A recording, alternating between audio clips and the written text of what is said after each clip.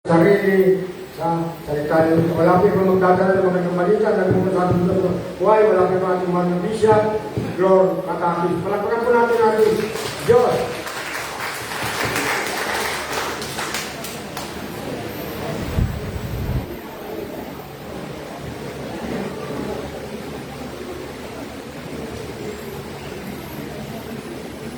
Okay, hello, good morning. Sa mga ito ang kapayapaan ng ating Panginoon. Hindi, parang sa akin, parang napakatagal ko na nabumalik dito. Parang ang tagal mo nang nawala. Kasi matapos ko magsalita si brother, isang linggo, isang mga hinahanap si brother ko, wala. Yung naka-blue. Matapos ng prayer for Jerusalem. Magsalita ko dito second Sunday, no? Tapos third Sunday, ay pinapasok dito. Fourth Sunday, doon sa kanila. Fifth Sunday, fifth Sunday. Sa utubong pala ako. Kaya pala, parang tagal kong nawala dito. Nandito naman, alas 9 ako nakauwi kasi nag-meeting kami sa Montserrat, maraming inaayos pa para sa kaayusan ng gawain. Kaya mabuti po Panginoon, kasi pwede mong inaayos ang gawain sa... kasi kaya ako nagpunta mo kung pinagalihan ng Panginoon ng puntahan. Pag may pagkakataon po, puntahan ko naman yung Santa Maria kasi yung gawain namin na linggo ng hapon ay ilipat na ng Miyerkules. Meron kami Bible study doon. Tinuturo ko sila yung book by book para yung mga pamunuan ay mag-establish ang faith para medyo umangat-angat. Ngayong umaga ay tumayo muna tayo bago magsimula na magkaroon po na scriptural reading. Ito po tatakbo, iikot ang ating pag-uusapan. Sa Genesis chapter 13.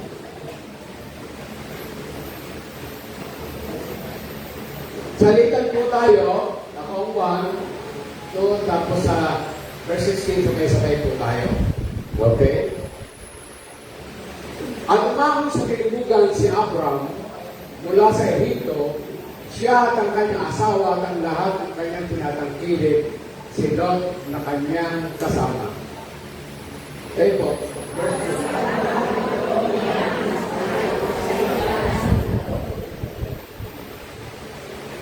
At nagpatuloy si Abraham ng kanyang paglalakbay mula sa libugan hanggang sa Bethel, hanggang sa dako ng kinaroroonan ng una ng kanyang tolda sa pagitan ng Bethel at ng Hai.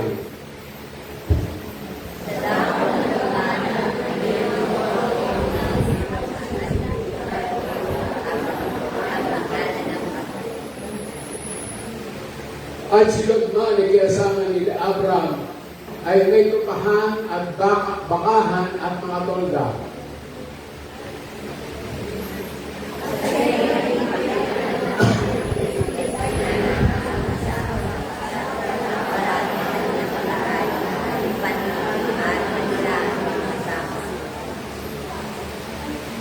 At nagkaroon ng pagkatalo ang mga pastor ng hayop ni Abraham at ang mga pastor na hayop ni Lot at ang Cananeo at ang Periseo ay nanirahan noon sa lupain.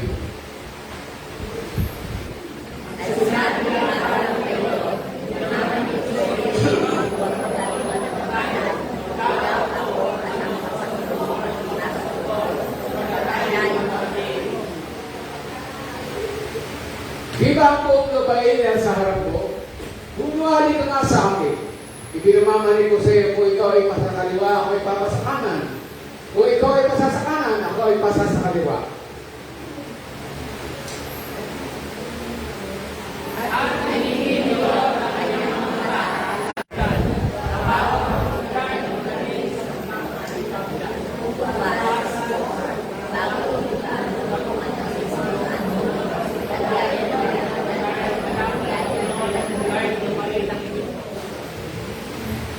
Kaya pinili ni Lot sa kanyang buong kamatalan ng Jordan at si Lot ay nagpagpay sa silanganan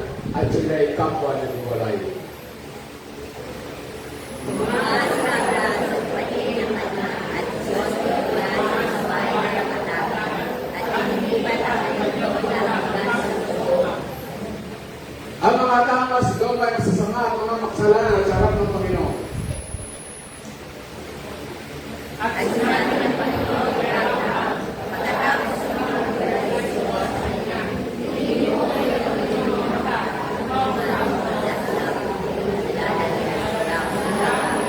at sa dami ng lupa, at sa dami ng langanan, at sa dami ng malimunan. Sapagkat ang buong lugar niyo kahit tanaw ay bibigay ko sa iyo at sa iyo bigay magpakailanman. 16. At gagawin ko para alam ko kung ang puta ko yung bigay. Nanapat ko mabibilang ang sino man ang ng lupa at mabibilang narin ang hindi. Tayo manalangin. Ama, salamat sa iyong salita. At pinilit ko ang God of the Spirit at pang pumili sa aming kalaginaan ngayong umaga. Ikaw po, God of the Spirit, ang magturo sa amin. Buksan mo po, God of the Spirit, ang Espiritu ng pagkaunawa ng bawat isa amin. Buksan mo ang aming puso, ang aming kaisipan, at ang bawat sa amin, O Diyos, ay inaanyahan ka sa ganito. Inaanyahan ka ng aming sarili. Inaanyahan ka pag Banal Espiritu na sa magmay-ari sa amin. We welcome you. Open our heart. God, Holy Spirit, teach us, edify us, and strengthen us through your word, O God, Holy Spirit.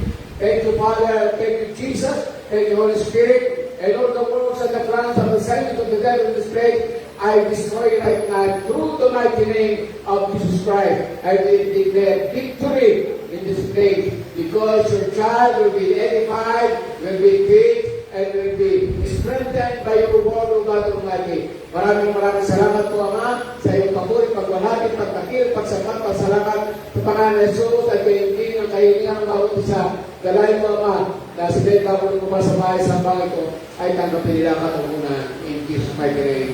Amen and amen. Palaksan natin ang Panginoon. Ang paksa po natin ngayong umaga ay napakalaga. The power of choice. Yung kapangyarihan ng pagpili. Ang buhay mo na tao, yung mga edad na, medyo may edad na, at yung mga kabataan, yung mga may edad na ikaw na ay walang magagawa, kung anong kalagayan yan, yun po ay resulta ng kanyang pagpili nung siya'y kabataan. Kung maganda ang kanyang desisyon, kanyang pagpili, maganda ang kanyang pinatukasan. Ngayon ang mga kabataan ngayon ay panahon kayo ay pumili. Sapagkat ang pagpili po, mga kapatid,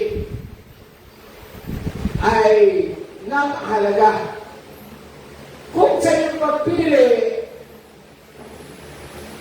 dahil bago tayo pumili, ay nakita natin sa ating pagtingin, ng ating perception, sa ating choice, ng ating pagpili, at sa ating desisyon, at sa ating pagpapatupad ng ating desisyon, yun po ang mangyayari sa ating buhay. Kaya ang pamagat natin ay the power of choice. Ngayon, ang tema po natin, when Abraham took the high road. Kasi nabasa natin yung talata na pinamili ni Abraham si Isaac, mamili ka. At ang pinili ni Sarai, ako. Ang ito.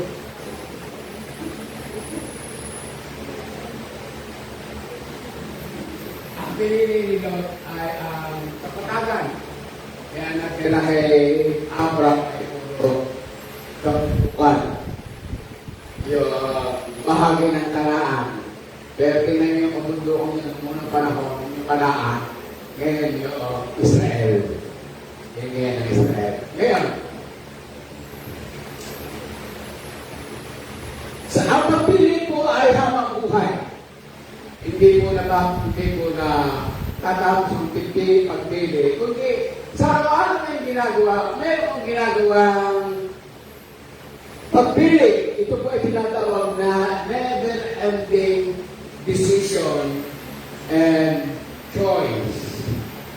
Kung pipili tayo, dalawa naman po ang pagpipilian.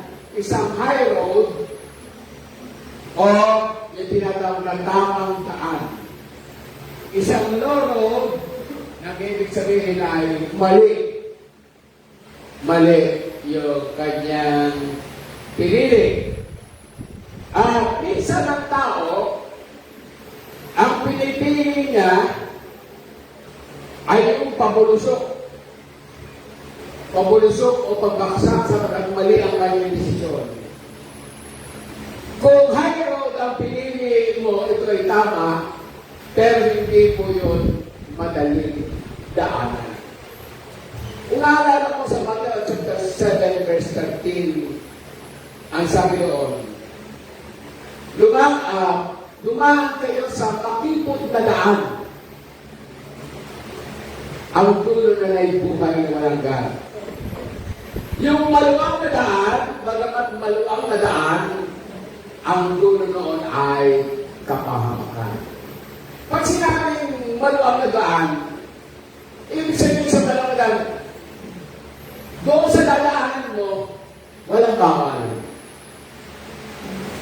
Lahat libre. Kung ano gusto mo, ikaw magdidesisyon, pwede kang mabuhay ng ayon sa gusto mo. Yun ang sinasabing maluwang na daan. Pero makipot na daan, ibig sabihin doon, ay dapat mabuhay ka sa patuntunan ng Diyos.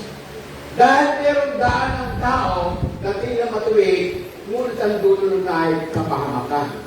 Kaya ang sabi ng Panginoon, pumili kayo ng makipot na daan, pero yung makipot na daan, kakampi ang nakakasumpong. Bakit? Doon sa makipot na daan, kung inanda ng Panginoon, ikaw yung patungo. Dahil makipot na daan, ang dulo noon ay buhay na walang gan. Ibig sabihin, kung ikaw'y dadaan sa mga tinuturo ng Panginoon, hindi mo madaling dumaan. Parang ang isang makipot na daan, gusto mo dumaan dito, pero sa maluwang, pwede ka dumaan dito. Walang sagaral. Pero kung gusto mo dito, sa mali, makipot na daan ito, ang dulo na ay walang hanggan, hindi ka pwede dumaan ng may dalang anuman. Ano yung dalang anuman? Yung kasalanan. Alam mo, may dalang kasalanan. Kasalanan ng pagkagalit.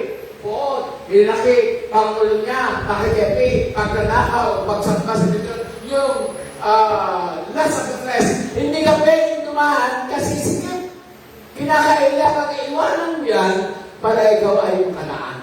At ang sabi ng Panginoon, yung gusto dumaan sa makipot na daan, kakampi ang nakakasukong. Dahil ayaw niyang dumaan, gusto niya ng buhay na walang gan, pero ayaw niyang iwanan yung kanyang kasalanan.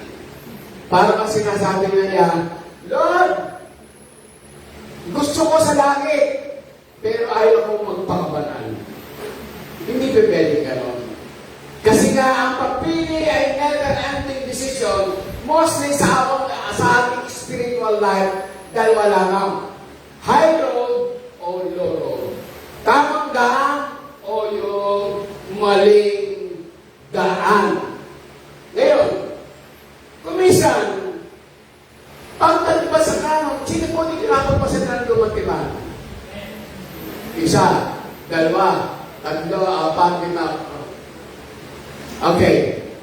Alam nyo, kailangan natin basahin ng lumang tipan. Pero bakit na natin pinabasa is that approach? Bakit pinabasa natin ang lumang tipan? Sabi sa Romans chapter 15 verse 4, sapagat anumang mga nasulat ng una ay sinulat para sa pagtuturo upang sa magitan ng pagtatyaga at pag-ikaya ng mga kasulatan ay magkaroon tayo ng pag-asa. Sa lahat ng lumang tipan ay sinulat na kapag binasa natin ay tayo ay maturuan. Yung mga nangyari na nakasulat sa lumang tipan, yun ang nangyari sa bayan ng Diyos, pinili ng Diyos, pero out of 600,000 na mga Hudyo na ang edad ay 20 years old pataas, walang nakapasok sa lupang pangako. Lahat ay pinatay ng Diyos sapagkat matitigas ang ulo. Ang nakapasok lamang sa lupang pangako, yung 20 years old pababa hanggang sa nakapasok sa lupang pangako. Pero yung lumabas sa Ehipto, na edad ay 20 years old pataas, walang nakapasok except Joshua and Caleb. Sapagkat sa lumang tipan, may mga bagay na ituturo ng Panginoon, yung dapat gawin at hindi dapat gawin. Lalo na sa Deuteronomy chapter 28, pag binasa mo yung verse 1 to 14, yun ay puro pagpapala pag ikaw ay sumunod sa Diyos. Pero verse 15 hanggang huling talata, puro po yun ay sumpa at salo kapag ang tao ay sumusuway sa Diyos.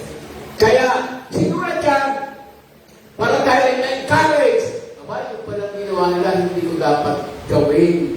Dahil kung gagawin ko yun, yung bayan ng Diyos na pinili ng Diyos, yung apple of the eye ng Diyos, kahit ikay pinili, kahit ikay apple of the eye, pinatay ng Diyos. Kaya tayo, pag binasa natin ng Matipan, yung mga ginawa ng kapalpalan, yung ginawa ng kasalanan, dapat hindi natin gawin. Sunod na talaga. Ano sa atin sunod na talaga?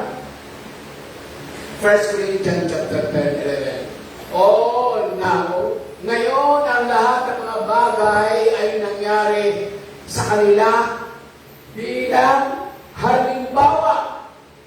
Sila ay nasulat bilang paalala sa atin upang hanggang sa katapusan ng panahon ay tumating. Ibig sabihin, nabasa natin na nangyari doon sa lumang tipan, nabasa natin ng parusa, nabasa natin ng maling ginawa at mabuting ginawa, yun daw ay nasulat bilang halimbawa. At ito'y paalala sa atin para maabot natin yung lupang pangako. Ang pangako sa atin ng Diyos ay hindi Kanaan. Ang pangako sa atin ng Diyos ay ang kalangitan. Amen po ba? Kaya po, ang lumang tipan, napakalaga sa ating buhay. Kaya lagi natin basahin ang luma at baging tipan. Sabi ng Proverbs chapter 3, verse 5, hindi pala. Hindi ko malayo na laro. Ang ibig sabihin po mga kapatid, yun nangyari sa lumang tipan, yung magandang nangyari ay sampol. Ngunit ang hindi kagandahan, ito po ay babala. Maganda po yun na matuto tayo sa mali ng iba kaysa daanan pa natin. Sa ginawa ng Israel, matuto tayo sa kanilang kamalian para tayo po ay hindi kumala. Yung matuto ka sa iba sa mali ng iba, ang tawag po doon ay wisdom. Pero yung gawin mo ang mali ng iba, ang tawag po doon ay foolishness o kamangmangan. Alam mo ng mali, gagawin mo pa. Hindi mo ba? Kaya sabi nga, ang pinag-uususin talaga sa kwento nito ay yung Genesis chapter 13 verse 4. Pero bakit? Pinabasa kasi ng Genesis chapter 13 verse 4. Ayan po ay indicative activity 13 ang kagaya ko, 13. Sa Genesis, pag bumalik tayo, matras ang pagbasa ng talata, sa Genesis chapter 2, pinapunta ng Diyos si Abraham sa Kanaan, yung modern ngayon. At sabi nila, di Abraham, magpapalain kita. Nagkaroon ng tagtulong. Nagpanik si Abraham. Kaya ang ginawa ni Abraham, pumunta siya ng Ehipto. At habang sila papunta ng Ehipto, ang sabi niya kay Sarah o Sarai, pag tinanong ka kung ano-ano mo ako, sabihin mo, kapatid mo ako. Sapagkat pag nalaman ng Paraon na ikay asawa ko, ako'y papakayin ng Paraon para ikay makuha kong asawa. Imagine, nung nakita ng mga prinsipe, si Sarai. Pinuri si Sarai ng mga prinsipe kaya ang pagkaganda-ganda ikaw ng babaeng dumating. 65 years old. Ganda-ganda. Si Abraham, 75. Si Sarah, ini-imagine ko, so paano natin yung 65 years old natin yung tsura? Eh nga, wala pa 65 eh. Anong yung tsura? Pero noon, gandang-ganda yung mga prinsipe at saka si Paraon. At sabi ni Paraon, kaano-ano mo siya? Ang sabi ni Abraham, kapatid ko po. Ang sabi ni Sarah, sabi ng Paraon, kaano-ano mo siya? Kapatid ko po. Ay binumalaman ng Paraon na kapatid niya si Abraham, pinagbibigyan ng ginto, pila, mga hayop, at kasama yung mga pastol, ng tupa, kambing, baka, asno, lahat pinagbibigyan para lamang kay Sarah na nakuha niya asawa. Pero hindi pinahintulot ng Diyos. Sa pagbago pasitingan ng Paraon, si Sarai, yung buong pamilya ay nagkasakit.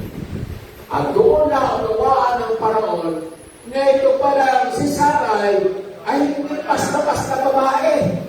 At nag-uusap na. Sabi ng Panginoon, yan ay asawa ng aking lingkod. Kaya tinatawag niya si Abraham, bakit mo ako niloko? Yan pala ay asawa mo. Sabi mo, kapatid mo, pero kung susuriin natin yung konteksto sa Genesis chapter 11, magpinsan silang buo. Yung tatay ni Abraham, at tatay ni Sarai, at tatay ni Lot, magkakapatid. Ngayon sabi, kaya sabi, binibigyan ng mga kayamanan. Umalis kayo yan. Lumayas kayo. At tapos umaling ang Paraon. Ibig sabihin, nagkasala doon si Abraham sa pagsisinay. Pero, sa Genesis chapter 13 at verse 4, ginawa niya yung kanyang naklawian. Anong unang ginawa niya? Matapos siya umalis sa ito. Genesis chapter 13 verse 4, gumawa siya ng altar at doon siya tumawag sa Panginoon. Ang ibig sabihin, dahil alam ni Abraham na mali ang kanyang ginawa, ang unang ginawa niya, naglagay siya ng altar at siya'y nagpakuha lamang at humingi ng kapatawaran sa Panginoon. Alam niyo, okay lamang na mag-rebuke sa atin ay ang ating asawa o ang ating kapatiran kapag mali ang ginawa. Pero magmasama kung ang mag-rebuke sa atin ay unbeliever. Hoy, mali yung ginawa mo. Ay nag-rebuke kay Abraham, unbeliever, si Paraon. Kaya, ano nangyari? Ang sabi nga, pag-alala ka sa kasada, Brad, akala ko papag-linggo ay araw ng pananambahan mo, bakit hindi ka sumamba? Yun ang hindi magandang video. Sapagkat sa yung alam mga believer na ang araw ng linggo, yung araw ng pahinga ay nasa Panginoon ka, pero sa pagkakataon wala ka. At ang opposite, yung mga unbeliever at sabihin sa'yo, di ba dapat sumasama ka? Hindi magandang video dahil ang believer yun. Pero mas matindi yun. O kaya yung asawa mo, o kaibigan mo, ang anak mo, ngayon, kalimitan, nagiging mali ang ating ginagawa pag mali ang ating desisyon. Kaya napahalaga po ng tamang pagpili. Pero kasi po natin, sa kabila ng kamali si Abraham at si Sarah, pinagpala pa rin sila ng Panginoon. Lumami ang kanilang mga alagang hayop dahil po sa biyaya o grace ng Diyos. Sa dami ng kanilang mga hayupan, ano nangyari? Nagaway-away yung mga pastol ni Abraham at ni Lot. Kaya minsan i-imagine ko isang lugar. Yung mga pastol ni Abraham at ni Lot, nag-aaway. Anong pinag-aawayan? Yung patubigan at saka yung damuhan. Ay, di napakaraming hayop na nag-aaway-away. Ay, yung mga pastol ni Abraham at ni Lot. Kaya, anong ginawa ni Abraham?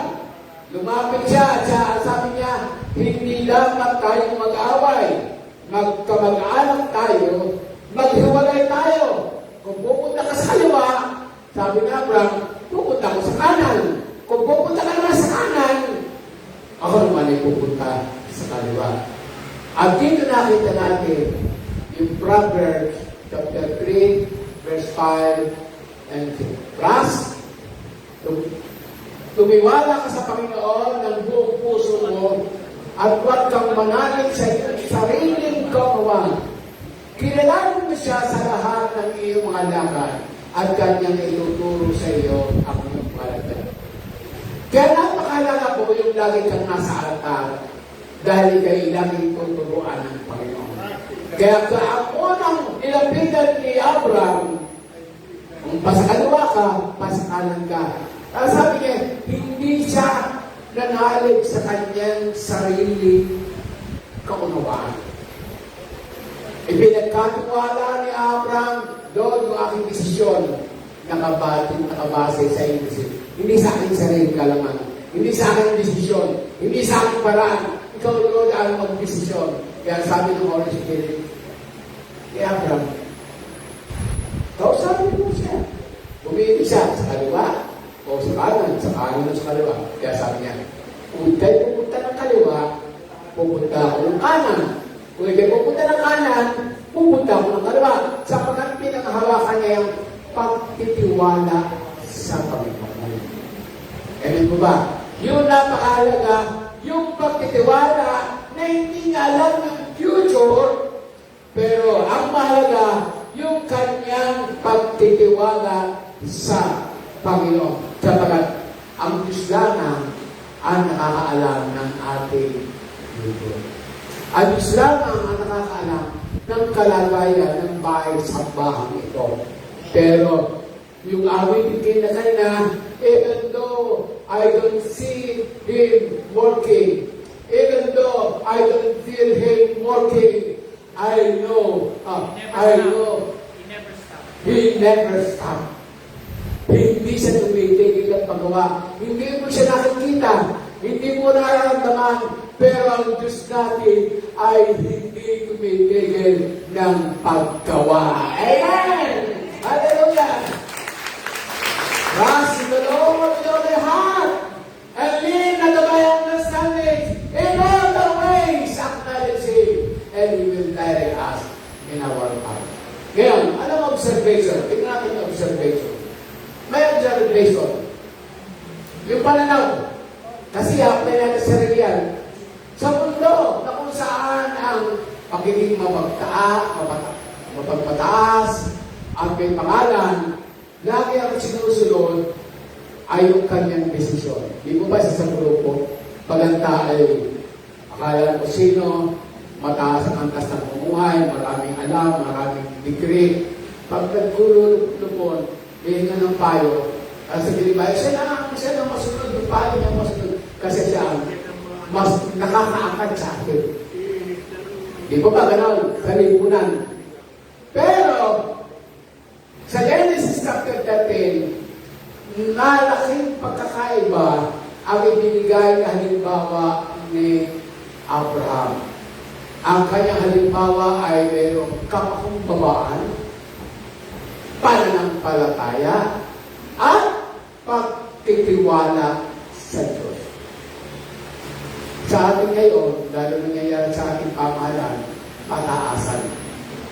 Mas marami grupo, mas pinakitigan. Pero tinuturo dito ng Bible, tayo mga Diyos ay magpakumbaba sa harapan ng Diyos. Kaya natin tama. Manampalataya sa Diyos at magtiwala sa Diyos. Sa panasabi ng Abraham, pakinagay. Abraham, older and divinely chosen, let us take you not a potential conflict. Si Abraham ang tinawag, hindi si Lot. Sabi ng Panginoon, Abraham, umalis ka diyan sa lupain ng Hur, ng Kaldeo. Umalis ka, pupunta ka sa lupain, hindi sa'yo. Sabi lamang si Lot. Pero bakit siya? Ang ginawa ni Abraham para maiwasan ang pwedeng mangyaring kaguluhan, nagpakumbaba si Abraham. Yun ang ginawa. Yung high road na pinili ni Abraham, yung tamang daan, yung tamang desisyon na ginawa ni Abraham, bagamat siya ang tinawag ng Diyos, siya ang pinili ng Diyos, siya ay nagpakumbaba kay Lot. Ano ba? Na? Kaya ang naniniwala ko, I believe, na ang kwento ito ay dapat ilagay sa buhay natin, sa ating pang-araw-araw na buhay, kung paano tayo dapat lumakad kung kasama natin ang Panginoon. Yung ginawa ni Abraham na magpakbaba, bagat hindi yung sinasabi mo, may mga nagayon ako Kristiyano, dapat tama ako, pinanagyan, yung mali yung iyo, no. Ang itinuturo sa ating Abraham, yung magpapakbaba, magkaroon ng pananampalataya, at magkaroon tayo ng pagtitiwala sa Diyos. Kaya, una, yung Abraham high road decision. Kapag tayo gagawa ng anumang desisyon sa ating buhay, anumang aspeto ng buhay, sa pamilya, sa trabaho, sa pag-uusap sa tao, ano ang gagawin natin? Ang tamang desisyon tularan natin, bumalik tayo sa altar. To the place where his death has been at the beginning, and then Abraham called on the name of the Lord. Noong unang lumabas, si Abraham, sa lupain ng Kaldeo, yung unang lugar niyang tinigilan, naglagay siya ng tent, at pagkatapos naglagay siya ng altar, at doon siya tumawag sa Panginoon. Ano ang paglalakbay ng iyong buhay? Ano ang klaseng paglalakbay? Yung desisyon sa pamilya, yung desisyon sa trabaho, desisyon sa gawain, bago ka pumunta roon, lumuhod ka sa Panginoon at hingin mo ang kanyang gawain. Sapagkat ang sabi ng Bible, you ask wisdom, I will give you wisdom. Humingi ka ng kanunungan, humingi ka ng kaalaman, at bibigyan ka ng Panginoon ng kaalaman at kanunungan. Pag ikay na nalangin, Panginoon, wala akong alam. Tulungan mo, ano po bang dapat mong gawin sa araw ito? Sa aking pamilya, sa aking trabaho, sa aking pagkakay. Anong gagawin mo? At pagkain mo, you are contented na you are leaded by the Holy Spirit on the right pathway. Yung tamang daan, hindi kagabayan ng Banal Espiritu. Pag di gabay ka ng Banal Espiritu, alam mo, hindi ka mamamali. Kung minsan, ang dadaanan mo'y bako-bako, matinig, pero ang dulo noon ay tagumpay. Meron kang dadaan ng patag, walang sagabal, yung pala kapamahan. Kaya kung sinasabi siya ng Banal Espiritu, ito ang lakaran mo, ito ang desisyon mo, ito ang gawin mo. No matter what happened, para bang kalaban mo ng buong paligid, pwede yun.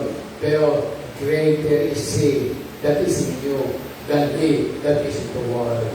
Ano ba? Mas makapangyarihan ang Diyos na nasa inyo kaysa sa Satanas na nasa sanlibutan. Amen! Palakpakan natin ang Panginoon. Ngayon,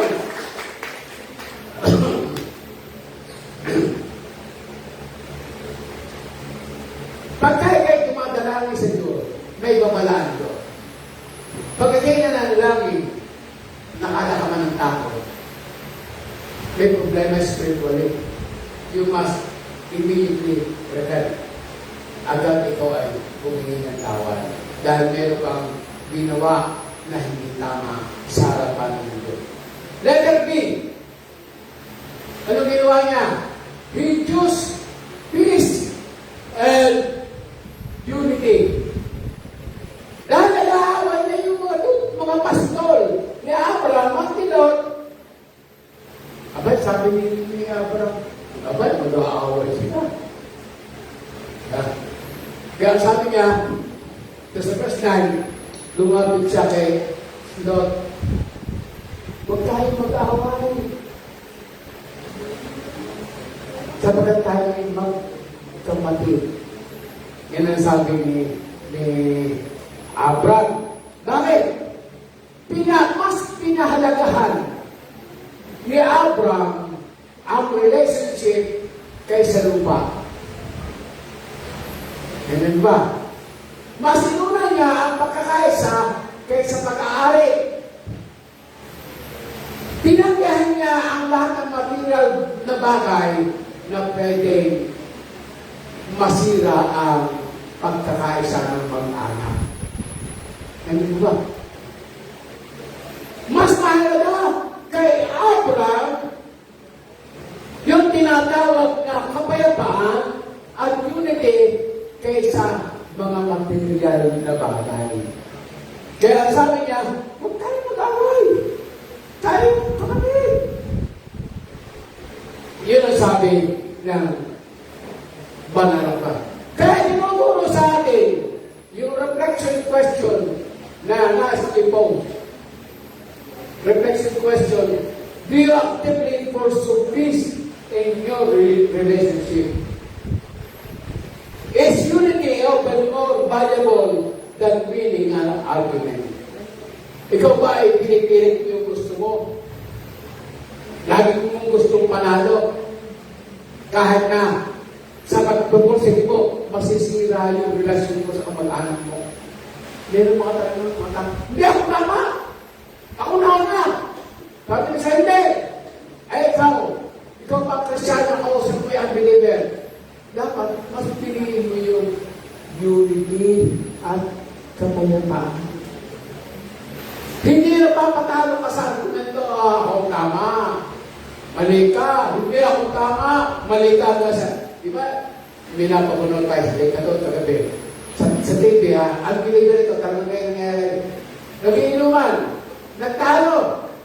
Ayaw patalo ng isa. Ang ginawa, nagsaksakan. Diba? Kasi ayaw patalo. Kaya, sa ating mga mananampalataya, yung tinatawag na faith, trust, and unity, mahalaga. Hindi bali, hindi ka manalo sa argumento.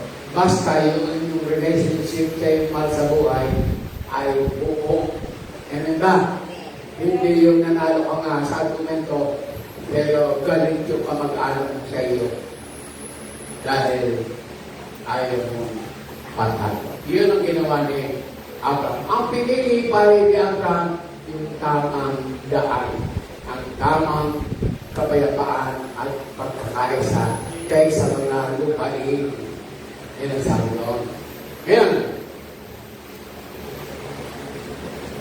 pag ang Kristyano dumaan sa ganyan, problema, makikita natin ang maturity or immaturity ng isang believer kapag dumating ang tension kung paano niya ito i-handle. Diba? Ang tagal mo mga problema, pero pag may dumating ang problema, paano mo i-handle? Mataas ka ba? O low profile ka? Kung ikay matagal ng mga problema, you can see how he or she ay mature or immature kung paano niya i-handle yung problema. Ano po ba? Hindi sa salita, yung attitude and character. Sabi nga nakikilala mo ang puno, hindi sa tao, kundi sa bunga. Ano po ba? Pag ipatigil tayo, ano yung bunga mo? Hysterical ka ba? O payata ka lang? Yan ang sinasabi ng banal na kasulatan. Pangatlo, he chose to be considerate. Verse 9. Ang sabi ni Abraham, okay, yan sa net. Una, panalang din si Abraham ang tinawag. Si Abraham ang pinalis, sabi lang si Lord. Pero, nagbigay siya ng konsiderasyon kay Lord. Hindi ba ang lahat ng lupain ay nasa sa harap mo. Nakikiusap ako sa iyo. Humiwalay ka sa akin. Isang ka, nakikiusap ako sa iyo. Diba? Pagpapakumbang. Binigyan ni Abraham si Lot ng unang pagpili. Ito po ay hindi kahinaan, ito ay kalakasan na ipinahayag sa pamagitan ng pagpapakumbaba. Ang konsiderasyon ay ito ang maamong nagawa na ikaw ay sigurado sa iyong pananampalataya. Ay, ang ganda, no? Akala mo ang pinagpitan, pero yung palatangin, kahit na, sigurado ko sa pananampalataya, tinawag ko ng Diyos, hindi ako pababayaan ng Diyos. Amen ba? Kayo tinawag ng Diyos, anong nangyari? Tandaan nyo, hindi kayo pababayaan ng Diyos! Hey! Ay, sabi ka, oh, kapatid! Nakikiusap ako sa iyo. Gumiwalay ka sa akin. Pakaliwa ka, pakanan ako. Pakanan ka, pakaliwa ako. Binigyan ng unang konsiderasyon. Pero totoo siya tinawag, siya pinili. O, ako mo lang pinili. Dahil ako matanda, ako tinawag ng Diyos eh. Pero hindi, sabi niya, kami ikaw na. Hindi mo ba? Sa pamilya. Lumisan dapat, sabi nila, yung matanda, dapat pagpungan. Kaya, sa pamilya, ano ba ang pagkain, dapat tinukulan. Lumisan ang tendency ang. Pero sa talang nito, pwede yung matanda, nakakaalam ka ng tama, hayaan mo yung mga dali yung puso ang kumain. Kung walang matirang ulam, bumili ka, pwede yung pabili. Ay, hindi ko wala, ay, Lord, kayo ito. Tulad na pagkain, may bawang na ulam. Pero ito ba? Hindi yung, at sino mo nanawag na naman? Kung kapag-isyan sa buong sa bayan, ay, tignan mo naman na may ito kang kasama sa bahay, hindi ka walang tao, hindi yung lahat ay tinakot muna. At pagkatapos, marami kang tira para maubusan. Hindi tayo ganun. Hindi tayo Christian. Kaya naman. Kaya dapat, bilang sa pamilya, katulad nagpupigil sa ng konsiderasyon. Ako, ito dapat ubusin ito. Meron kang kasamang tatlo. Ay iyakin ko sa tatlo. Itira ko yung kalwa, akin yung isa. That is considerate. Yung sinasabi na Abraham. Yun po ay tinatawag na pagpapakumbaba.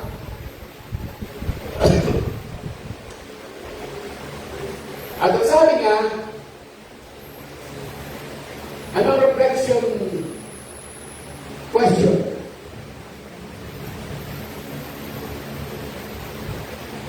Meron ba diyan reflection question? Okay. Ako ba ay mabilis na unahin yung sarili ko? I am quick to assert myself. Gusto ko ako lagi una. O kaya ako'y handang yung iba ay magbigyan muna. O kayo muna. Hindi ako muna. Ako ang maganda. Ako magkatrabaho. Ako magaling. Ako ang mataas sa pag-aralan. Dapat ako. Kaya ang reflection question sa akin, ito ni Abraham, tayo may handang magbigay para sa kapatiran ng iba. Ganun ba? Yung sinasabi niya, tala, ng ating pinag-aaralan niya. Sunod. Alam niyo, kung minsan, lalo sa pamilya, pamimana, di ba? Kasi hindi pa patay, nag-aaway na. Di ba? Sabi ko, gobyerno, ang gulo. Wala tayong pinakampihan. Dapat tayo nasa gitna. Hindi dapat tayo mag-comment. O yun, kapatiran, si Alan, kapatiran, o si Lilian, hindi dapat tayo tumapit. Dahil wala tayo alam. Ang Diyos ang pera. Ang gawin na natin ipag-pray, Lord, na-expose mo ang tama, alin po ba ang tama, at mapagsahan ng mali, at mapuwalang sala ang Hindi, ayoko. Pag si brother, Pinilita, yung pala, ako, sino kang dapat tumato? Alam nyo sa diaryo, yung ginagawa sa mga abogado, ang sabi sa akin, nung pa, tagal niya, Pastor, walang totoo sa diaryo. Ha? Ano yung totoo? Ang totoo lang sa diaryo, yung date. Bukay na ginawa. O gano, yung lang doon totoo, yung date, pero nakalaman, hindi mo totoo. Yung naman. Pero pag hindi pa mapadala, doon sa mga sinasabi, lalo uso kayo ng fake Diyos, lalo yung mga AI, parin tayo. Magdadaya tayo. Ba? Kaya ang ating trabaho, ipag-pray ang ating pamala. Walang, hindi tayo magko-comment, hindi sa kaliwa, hindi sa kanan, tama ito, mali ito. Wala tayong alam, o kahit tayo hindi alam, wala tayong magagawa. Ang gawin natin, ipag-pray. Sabi nga ng, ano yun? Ng 2 Corinthians chapter 7, verse 14, if my people which are called by my name and pray and humble themselves and turn from their wicked ways, I will pray, I will hear from heaven their prayer. Diba? Kung aking bayan, tinatawag sa aking pangalan, ay tumalangin, tumalimit sa kasalanan, aking titigin ang kanyang mga dalangin at papapalain ang kanyang mga lilitay. Ano sunod na ginawa ni Abraham? He trusted. He trusted. Let them be. He trusted God's provision. Alam nyo, umiwalay na si Lot, si Abraham. Nung makaiwalay, sa verse 14-15, kinausap ng Diyos si Abraham. Itigin mo yung paningin. Lahat ang nakikita mo, north, south, east, west, iyan at sa iyong lahi. Ang lahi mo ay magiging namin ng buhangis na lampasingan at bituin sa kalagatan. Ganyan ang magiging mo. Kaya lahat ng lupay niyan ay ibibigay ko sa mga. Pansinin mo yung binigay ni Abraham kay Abraham pa rin. Ang ibig sabihin niya, kung minsan, bakit hindi tumatating sa atin yung blessing? Kasi meron tayong kasama na palagi. Hindi kinausap ng Diyos, nag-ebra siya ng lahat ng isang vez. Kasama niya sila, bakit? Bagamat pinsan, hindi magandang kasama. Kaya nung wala si Abraham kay Lord, kaya sa kakilausap ng Diyos si Abraham, pagpapalain ko na. Kaya hindi ka nakataka na dahil kayo meron kaibigan, kasama, o sino man na dahil mo dahil kasama, ngayon ay hinihiwalayan mo sa pagkat ng move ng Holy Spirit dahil gusto ng Diyos pagpalain ka. Amen. Dahil habang kasama mo yan, hindi mo matatanggap yung talagang pagpapala sa iyo. Kaya huwag kang manginayang kung dati mayroon kang kaibigan, dati kang mayroong kasama, dati kang nasa opisina, na ikay inalis dahil ang plano mo sa sarili mo ay best.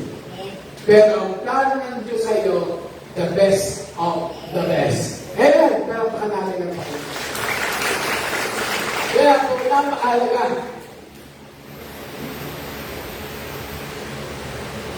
the next question, do I truly believe that God's plans are better than my own? Yes. Kaya ba naniniwala na ang plano ng ninyo sa buhay nyo ay mas maganda yung plano ng Diyos? Amen? Kaya po. Pangalawa, pagsinahan natin si Lot. Lot chose the wrong road. Bakit? Sa paraan pumili si Lot. He chose based on Amiran. Sabi ni Abraham, pumili ka. Sa kaliwa ka, sa kanan, kanan, kaliwa ka. Itinigin ni Lot. Wow! Ito, ang nakita niya, madamo. Ay, siyempre, hayo pa ng naman. Maraming tubig. Patag. Sabi niya, that was well water. Sabi ko, dito ko. Kumisan tayo nalalaya through appearance. Diba? Yun lang natin. Through our perception. Oh, it's good. It's beautiful. Because yung nakita natin, ang ganda. Dito, pila. Kung sa babae, wow! Ang ganda ng babae. Kung sa lalaki, wow! Wow! So sabihin, pero bakit mayroong mag-asawa? Kaya, lalo yung mga pinagsupa, yung artista. Wala pang dalawang buwan, wala na. Diba? True appearance. Wow, ganda. Sabi naman wala, wag! Wag yan! Bakit kumami? Kamatyan, maglalasing, subarol, babae. Hindi po. Pag napag-asawa pa yan, babae ang gagaling ko sa church. Ay hindi papigil. Ay yung mapakasama, 2 buwan lang, very sweet. Hindi tinatawag sa pangalan. Sweet, honey. After 3 months, lumabas na yung gari. Huli na! Halika na ito! Pangalan na, nabago na. Because of appearance. Ay lalo na medyo after 5 years na. Nanganak. 5 taon. 5 din ang anak. Yung 36, 24, 36, naging 36, 36. Kaya wala na. Wala nang gana si Mr. Bakit? Because of appearance. Ayan ba? Tawag kayo ng tawag, may patotoo, kabataan. Tawag kayo ng tawag, totoo yun. Yung babae mo, wow, ang tinis ng bala. Ang ganda ng ngipin. Ay, naku, nung magpakasal, 2 parang ang iskakin. Maraming dolyan. At pagkatapos, nakita ni Mr. si Mrs. nagtututprasper na sipol. Paano nangyari yun? Yung talaga yung pinagkostito. Because of appearance. Diba? Maraming nanadaya. Eh, yung isa naman, ay nakita niya ng mga asawa, mas magandang buhay. Masipag, masilog, may bahay na, may sasakyan pa, sila ang pumapahan. Bakit? Eh kasi pinili ko magandang lalaki. He chose. Sila, wow! Maraming tubig! Dito ka! Dito ka! Nagawa niya. Ang pinili yung maling daan. Yung, kasi nga, si Lord ay umatol sa pamagitan ng paningin, not by spiritual sight. Lord, let His eyes lead His heart. What looked good wasn't truly good. Yan. Di ba si Samuel, sinuko ng Diyos na mag-ano yung anak ni Jesse? Nakita niya si Eliab, sabi niya, ito na, itong pinili ng Diyos na maging hari. Wow po, matangkad, sabi niya. Kaya ano niya si Eliab, sabi ng Diyos, hindi yan. Kasi na Panginoon, hanggang sa naman si David, maliit na bata, ng mag-permission, sabi ng Panginoon, yan, yung batang niya, nangyayang mo, dahil yan ang aari ng Israel. Bakit? Sabi ng Panginoon, hindi ako tumitingin sa panlabas.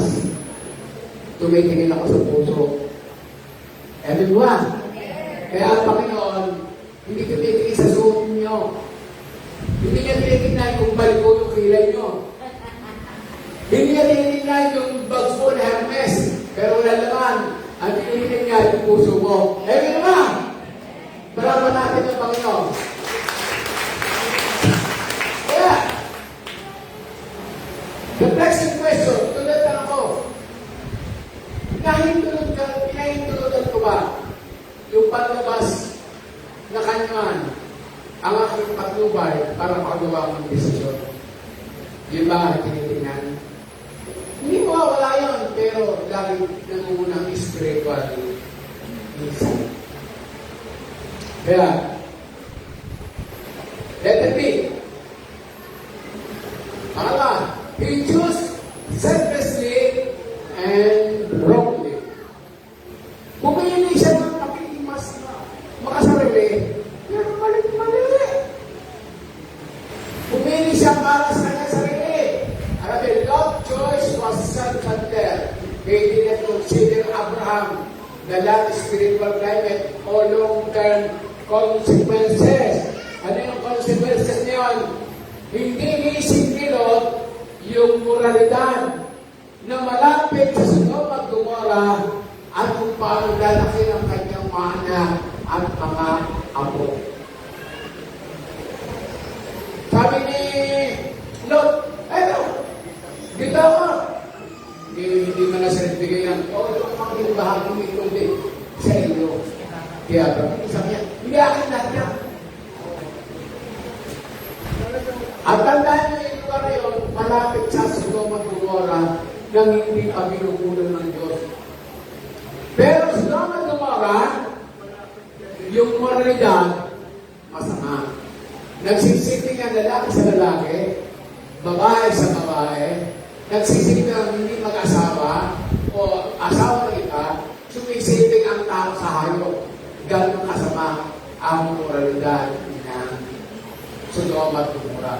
Pero pinili ni Lot yung lugar na yun dahil maganda, mas malapit doon yung mga katubigan, hindi niya konsidera yung magiging epekto sa kanyang mga anak at sa kanyang mga apo.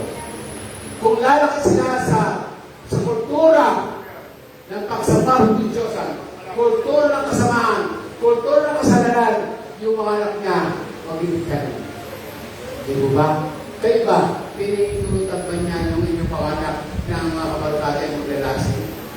Magsusugal, mag-iinom, drug addict, o kaya maghapon nakaupo at pinagkukwentuhan si Karen, si Karen, o sino man, at naghahalakahan kayo. Pagkanan, hatahin na niya. Kasi walang magagawa magaling yan. Yun ang ginawa kayo. Alam ba nyo, pag pinasa mo yung chapter 14, naayos kasi si maraming sundalo, 300 lamang, at pagkatapos mamatay na, yung lahat ng mga ariyanan, pati nirap nila yung lahat namin, hayo mga nalala ko ng mga anak ko si Ed, yung nariyan niya. Nag-aaral niya sa Rexy, Pagkatangga. Hindi mo nakikita araw-araw. Kaya sabi ko, pumili ka ng barkada. Dahil, pag barkada mo ay magiging kahit sa ikay taas, makisama ka. Pero kung barkada mo ihahatahin ka sa baba, iwanan mo. Kasi nakuha ko yung sa father ko eh. No, paano ko nag-aaral ng first year college sa Golden Gate Colleges. Ang sabi ng father ko, "Oy, ang panahon ay ginto. Hindi na pwedeng ibalik." Yes. Dapat palang pahalagaan. Kaya nag-aaral ko kahit ang kasama ko sa college, sa first semester, kasama ko rin sa aming bayan, mag-iinom, cutting classes, magpumuli, Golden Gate. Tapos pagkakakisan kami sa Paris, niloloko namin yung mga man. Kumusta niya ka? Yo te amo. Hindi, ano pangalan mo? I love you. Alam yung China, yung Spanish language. Noong malatapos nito, ang ginto ay apa ng ginto. Kaya second semester, hindi alam ng barkada ko, hindi sa Golden Gate sa nag-sermon. Sa Western Philippine Colleges, doon sa malapit sa Maring Patoro. Yung bakit wala naman ang barkada si Lord? Unang namin barkada. Wala siya tao, nakairol lang eh. To make the story short, ako nakatapo. Sila lahat ay hindi nakatapo. At pag sila yung mga pagawin mo yung buwan, yung dati mong barkada sa college, nasa kanto nagiinuman. Iinom dito, yung Jetway, yung kulit-puti, Ginebra, Lambanog, pag walang pulutan, ang pulutan sa Lampias. Kumisan, pag walang asin. Nabagalan. No, bakit na? Sige, babalik na ako. Awa ng Diyos, silang lahat, patay na. Dahil mali ang daang pinili. Dahil kami ang katawan, no? Yung isang matadero, o talagang bumubo ko yung palig, matadero. Ay ngayon nakita ko, ba't kakalibanin mo si Benji?